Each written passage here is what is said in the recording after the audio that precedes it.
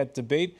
We're looking at Barack Obama in Africa. Is it too little too late? His first trip in 4 years to the continent. With us to talk about it is Angelle KWEMO. She's a business consultant and former advisor on Capitol Hill. You were saying to the only man who beat Barack Obama. who was, explain. Congressman Bobby Rush. Congressman Bobby Rush. Also with us is Michael KIRTLEY, who is photojournalist and the producer of the World Memory Film Project. Joining us from the Johannesburg suburb of Killarney, Vukani MDE, senior consultant at AfricaPractice. Senegalese journalist and media consultant Dan BABOU is in Las Vegas. And joining us today from Vietnam, reporter Eric Olander of the China Africa Project blog. The China Africa Project, which you can also catch on podcast. A tweet for you regarding Obama's visit from Carolyn. He's a hopeless narcissist. Despite big words, he will achieve little. Real success in transforming lives in Africa was what George Bush did with AIDS, for example. Michael KIRTLEY, what's your reaction to that Facebook comment? Well, as I said at the beginning, Obama said, I have the blood of Africa within me, but sometimes one wonders if Africa is in his blood, because compared to President Bush and President Clinton, you don't feel that there's as much of an impetus on his part to do something big and grandiose as Bush and Clinton did in terms of health or development in Africa. He does little things or smaller things. So I think that the image of President Obama in Africa is that he's not as active as those previous presidents. And President Bush is beloved by many people in Africa, there's no doubt. Is he less interested in Africa? I would courageously not agree with that, because no, President Bush and President Clinton didn't have to deal with what he has to deal with today. The geopolitical environment in Washington, or even globally, is completely different. You have a polarized Washington, you have a financial crisis, so that doesn't give him enough tools, enough resources to do what he wants to do. But I'm strongly convinced that Africa is really on his blood, because I remember when he was a senator, the first event he did through a Congressional Black Caucus was on Africa. He didn't have to. You can talk about youth issues and violence in Chicago, but he did Africa. And he has a lot of programs he put in place at the White House as well. They're not little, they're not very visible, maybe. You have the Young African Leadership Initiative, which is new, at a time where all the youth are begging for jobs. You have the Women Initiative that he launched. You had the Feed the Future program. It was agricultural program, $4.5 billion. He did a lot. Maybe he's not communicating a lot on these programs, and maybe he just underestimated the expectation of African people. But I think very high expectations to meet. We can look at trade in Africa. Top imports, by the way, still raw materials, oil, from the likes of Nigeria, Angola, Chad, Gabon, precious minerals from South Africa. Those are exports of the U.S. to Africa. And you can see the top trading partner is South Africa, which he'll be visiting, but no Nigeria, no Angola, no Ghana, no Ethiopia on this trip. Now, U.S. trade with Africa, by the way, it's on the rise. It's not waning at all, but its market share has now fallen below that of China.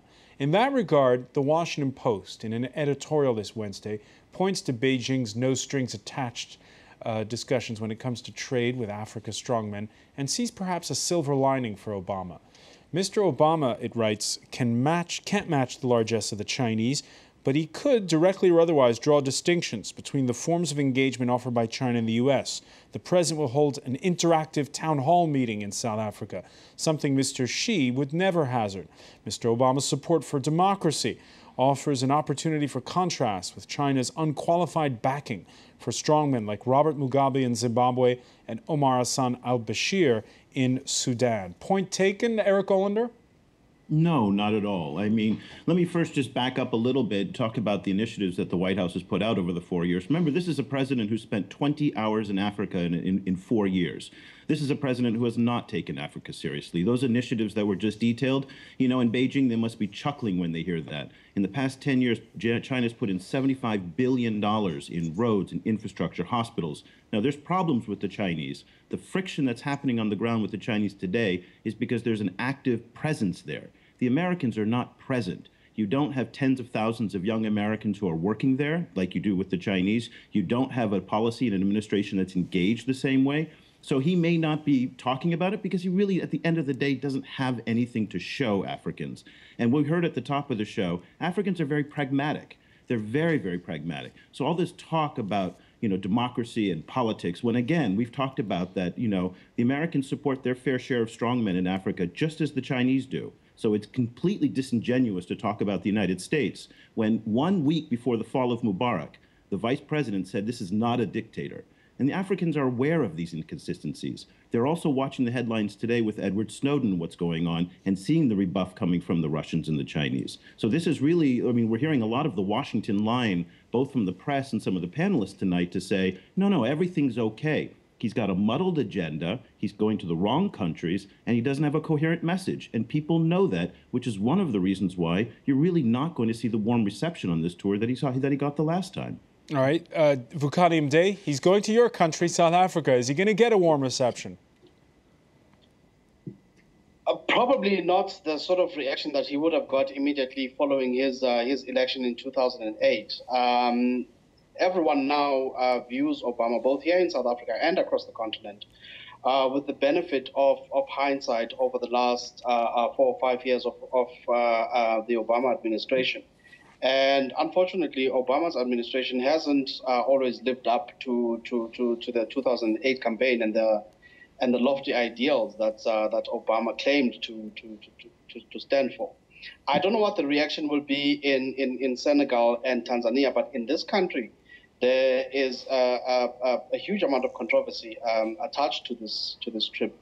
A coalition of South African activists, politicians, some political parties, and labor union leaders formed themselves into what they call the Nobama campaign, protesting against President Obama's presence in this country.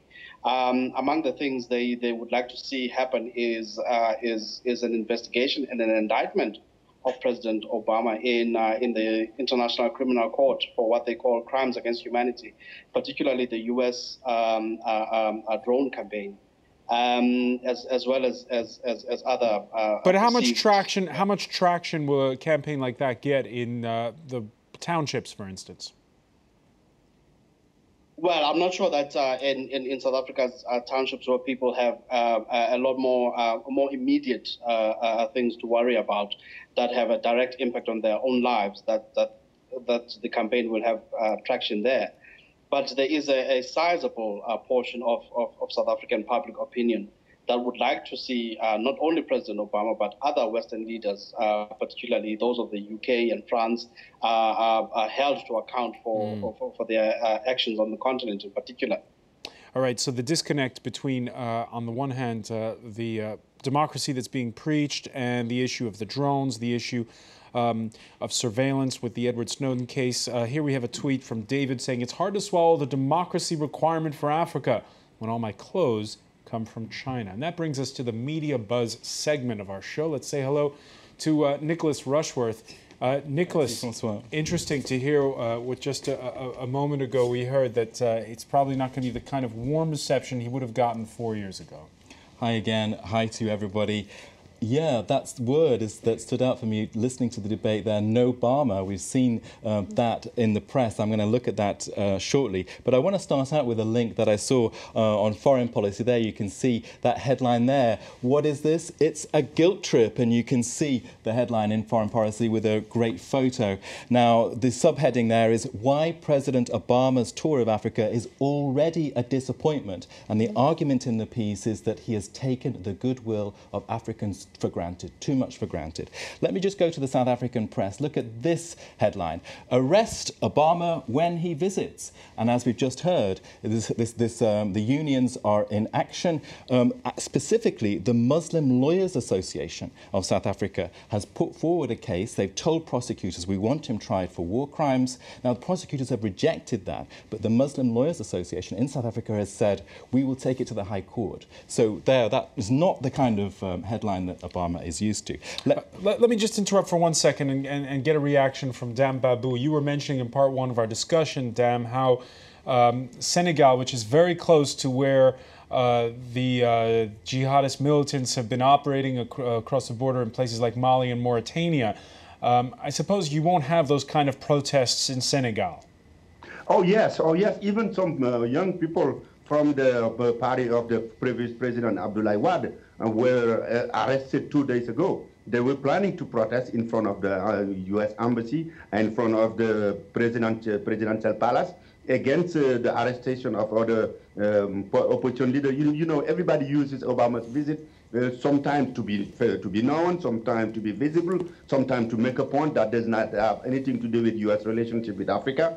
So that's why I want to take off the emotional side of this visit. Obama is from Africa or is not from Africa. It's just a few words to say that the U.S. is very coherent. The United States is very coherent when it comes to Africa. At the beginning of the embassies, like the militaries in Africa, they think we needed a strong man. That's why they supported dictators. And then they say strong men but good governance. Museveni and others in Rwanda. And now they say you can pour as much money you want in Africa. George Bush did it. He poured so many money than any other president, but what did it to serve of? Nothing much. So Obama said, no, strong man, I'm looking for strong institutions. All right, so there's the pitfalls of talking about democracy when this issue of the drones is up there, and also what BABOU is saying about how, where's the money? Yeah, well, that quote there that we just heard was strongman, and that is in this article here, the Kenyan Daily Post, which is saying that he will face problems from students. He's going to get an honorary doctorate at Johannesburg University, and students are planning 3 days of protests saying that he is a mass murderer for US involvement in Afghanistan and Iraq. The headline there is saying Obama is in for a shock, and there's even a photo there of him in shock. One photo I have never seen before there. So yeah, the portrait being played in that Kenyan paper, he's a strong man. Let me just finish about, of course, what the media of the world, their attention is on Nelson Mandela. And this is a cartoon that I saw in the Africa Review magazine online. And here you can see that what people are really interested in is events in Pretoria. There you can see the vultures flying over the hospital in Pretoria. And what do we have? The woman reading the front page of the paper saying the media. So the media is looking at Obama, but nothing compared to the way we're looking at Nelson Mandela. So he's overshadowed. Nelson Mandela, whose health could upstage the whole trip. Thanks for that. Nicholas Rushworth should probably get a reaction on that particular point. Vukani MDE, the health of Nelson Mandela obviously could completely derail what was the agenda. Well, obviously, other than the controversies around Mr. Obama himself, that's the other unfortunate issue that's tended to overshadow this visit. The concern and the speculation around the health of President Nelson Mandela.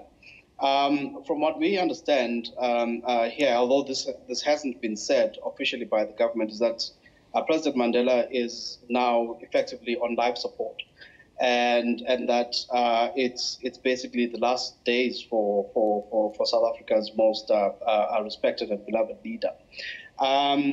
There was some speculation earlier that the South African leg of the Obama trip might even have to be cancelled because of the impossibility of predicting what might happen with President Mandela, but they've decided to go ahead. And unfortunately, with President Mandela being on life support, if he indeed is on life support, that does sort of give the government some sort of unfortunate breathing space in the sense that it is unlikely that the former president will die this week. All right, Obama's visit, which again could be overshadowed by that vigil, which is going on for Nelson Mandela, and one that's got a nation and a continent reflecting. Madiba is critical in the hospital, and this is the father of democracy. This is the man who fought and sacrificed his life. Angelle, KWEMO, how do you think this is going to sort of weigh over the whole trip, basically? Yeah, I believe it's a very challenging moment for South Africa and for all the people who really believe in freedom. And I think it would have been better just to keep the countries and the leaders in peace and in prayers for Madiba and make sure that nothing else is happening. Just if he decide to, or if God's call him home, so he's going to be certainly a little bit distraction. It's unfortunate, but South Africa is an important country. If he has decided back last month to go to the continent, I understand why he cannot change the schedule. A couple of reactions from you on Twitter affect a lot of reactions, and it seems as though viewers are mixed over whether or not Obama, it's a good thing he's going. We have one viewer saying Barack Obama will change things in Africa, and I believe Africa needs him a lot. And next time, please try to visit Malawi. All right, that's from Banzi. But we also have T. Mboyo saying, Obama can hardly lecture people like Mugabe on human rights with his treatment of Manning and his efforts to get Assange. On Sunday, Barack Obama will be speaking at the University of Cape Town. That's important because back in 1966, with apartheid in full swing, Robert F. Kennedy made perhaps his most famous speech, his Ripples of Hope speech. Each time a man stands up for an ideal, or acts to improve the lot of others, or strikes out against injustice, he sends forth a tiny ripple of hope, and crossing each other from a million different centers of energy and daring, those ripples build a current which can sweep down the mightiest walls of oppression and resistance. You know, just last week, Michael KIRTLEY, we were saying how going to the Brandenburg Gate is a tough act to follow. How about going to the University of Cape Town, where Robert F. Kennedy spoke those words? I think it all depends on the believability of Barack Obama in that particular situation. Stepping back a little bit, it may be sounding a little bit cynical. I don't think that these protests or these play on words, Nobama and others, are that significant in the grander scheme of things.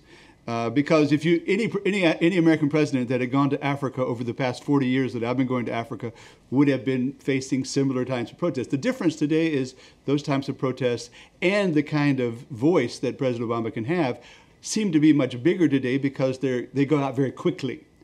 They're over the internet or over other ways. So we get a sort of a perception of those that's different than we might have gotten 30, 40 years ago. On the other hand, I think that the other side of the coin that we haven't talked about is how this affects domestically, how this trip of President Obama affects his standing or the politics of America domestically. And I would say, sadly, not very much. You know, certainly if President Mandela were to die while he was there, that would be much, much bigger news inside of America than any part of President Obama's visit inside the American press. I spoke to a pundit this morning who said, I barely knew that he was even going, you know, in Washington, a person in Washington. And so the feeling is that there's a desire to reach out to Africa on President Obama's part. But other than perhaps the visit to South Africa, I'm not sure that the people in Kentucky or Kansas or even California will know that much about this visit. Eric Olander, what should Barack Obama be saying when he makes that speech on Sunday? He needs to talk about jobs and economy. That's the storyline that people want to hear. They want to improve their lives. They want to improve their livelihoods. That really is the most important thing. Of course, I think the United States is going to talk about democracy and good governance, and it's really not going to resonate as well as if they talk about, you know, again, what we talked about, much more pragmatic matters. One other key point that I want to raise, just to follow up on what we heard, the differences between 30 and 40 years ago. China is the big difference between 30 and 40 years ago. The hold that Europe and the United States had as the dominant players in Africa is now over. China now lends more money in Africa than the IMF and the World Bank. China is the big player, $75 billion in 10 years. It gives African leaders and African people a choice that they've never had before. We also have the Turks, we also have Brazilians, we have a whole range of competitors. And the United States is behaving as if it's really 30 or 40 years ago. Their message has not evolved anywhere near what it needs to do to really live in a world of bricks. And we have a comment here. Sorry, Obama, China's better for Africa. And hey, isn't it you who handed Libya over to Al-Qaeda? Vukani MDE, would you agree you want to hear in that speech on Sunday talk about jobs and trade? I would agree that that's what most Africans would want to hear. What most Africans want to hear is what the Obama administration's plan is to partner with Africa in Africa's development. Unfortunately, according to the White House themselves, this will be part of President Obama's promotion of his Young African Leadership initiative. And in all likelihood, that's what his speech in Cape Town is going to focus on. Obama, no drama Obama. Sometimes it seems to be, I can hear it in Vukani's voice a little bit disappointing. They want a little bit more from him. Yeah, when you talk to the young Africans now, even in the diaspora, everybody's coming out with a bitter taste about Obama's engagement in the continent. And what we're expecting from him is to make a strong statement on trade and job creation and investment, but it's not going to be enough because he has to come back here, use his standing to convince American companies that they have to be prepared for competition. We need to change our American mindset, and that's the biggest challenge. Even if Obama opened the road and passed legislation, free trade agreements, if American businesses don't understand that they have to go in that ground and compete against other emerging countries, partner with African diaspora because they can be considered as catalysts for trade because they understand both cultures and just go there and to understand the culture and keep the business ethics, it's not going to make any difference. Is it that they don't understand? I mean, there have been, partnerships between Washington and Africa now for decades. Americans go to the African continent. They know what's going on in Africa. Well, President Obama is going there, and to the African mindset. What do Africans want from their leaders and from their elders? They want them to reach out to them. They want them to ask them about their family history. They want them to, I think that him not going to Kenya can be perceived by many Africans as kind of odd since he hasn't been to Kenya in his entire time that he's been president. I'm not talking about just to the Kenyans themselves. Africans like people who are familial, who are sociable, who are social, who are family-oriented, who understand, as Angelle said, the culture. There's nothing that I hear in the discussion of President Obama before going that says he actually understands the culture. He talks about Africa much the same way he would talk about Asia, in my opinion. Okay, and I think that there is a frustration because there's also another question, and that is, what is Africa? Africa is not one thing. Africa is a multitude of countries with a multitude of cultures. And to speak of Obama going to Africa is similar to saying that President Hollande would be going to America and still be talking about... So wait, hang on a sec. It sounds like we've gone full circle in this discussion. We began talking about the tight security detail, and what you're effectively saying is you want to see a more congenial guy who just has sort of a warm rapport on this trip, that's for you is the most important thing. I think that he gave a very interesting and compelling speech in Ghana in 2009. He'll probably repeat something similar to that in Johannesburg. But I think that if you want to appeal to the Africans, it's not going to be through the economic benefits because there are very little. There are very few economic benefits that are going to come out of this trip. The only way that you can appeal to them, I think, is through the heart. And from what I'm seeing, there's very little heart that's been offered to the African people through this trip. Eric Olner, are we being too tough on Obama here?